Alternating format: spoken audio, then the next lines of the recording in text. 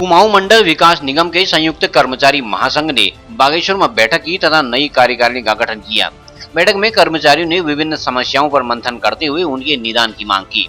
महासंघ के अध्यक्ष दिनेश गुर्रानी ने कहा कि कर्मचारियों के नियमितीकरण, वेतन, पेंशन सहित अन्य समस्याएं वर्षों से लंबित हैं, जिनके निदान की तरफ अधिकारियों द्वारा कोई ध्यान नहीं दिया जा रहा है। उन्होंने कहा कि विभिन्न जिलों में जाकर संगठन को मजबूत करने का प्रयास किया जा रहा है ताकि समस्याओं के निदान के लिए संगठित होकर निर्णायक आंदोलन किया जा सके। बाद में कर्मचारियों ने पर्यटक आवास गृह परिसर में पौधरोपण किया।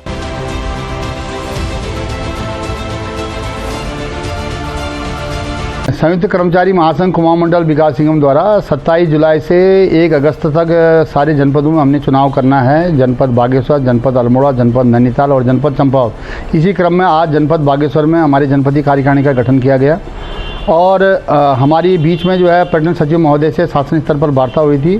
शासन द्वारा एक प्रस्ताव हमारे सामने रखा गया है कि कुमाऊं मंडल विकास निगम और गढ़वाल मंडल विकास निगम का दोनों का एकीकरण किया जाए। हम भी चाहते हैं कि सरकार एकीकरण करे, सिंगल विंडो सिस्टम हो, पर्यटन का विकास हो, लोगों को रोजगार मिले। लेकिन जो कुमाऊं मंडल और गढ़वाल मंडल में विगत कई वर्षों से जो दैनिक वेतन में काम कर रहे हैं, तो हमारा उद्देश्य ये है, हमने सरकार के समक्ष प्रस्ताव रखा है कि पहले इन लोगों का नियमितीकरण किया जाए, उसके बाद एकीकरण की बात की जाए। इसी में हमने आज कर्मचारियों से भी उनकी जो थी वो टटोली हमने, और कर्मचारियों का भी ये मानना है कि पहले नियमितीकरण किया जाए, उसके बाद एकीकरण की कार्रवाई की जाए। एकीकरण में हम बाधक नहीं हैं, हम चाहते हैं कि एकीकरण होना चाहिए, लेकिन सरकार को हमारी जो मांग है वो नियमितीकरण की पूरी की जानी चाहिए। जो आज जनपदीय जो कार्यकारिणी गठन किया, और हमारा एक उद्देश्य है कि हम सकारात्मक सोच के हिसाब से हमारा कुमाऊं मंडल विकास कर्मचारी महासंघ चल रहा है।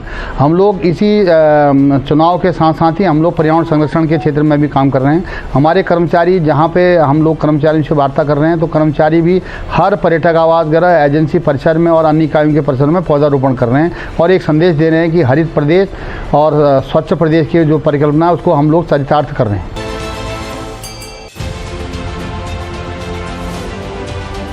CCN न्यूज के लिए ब्यूरो रिपोर्ट बागेश्वर।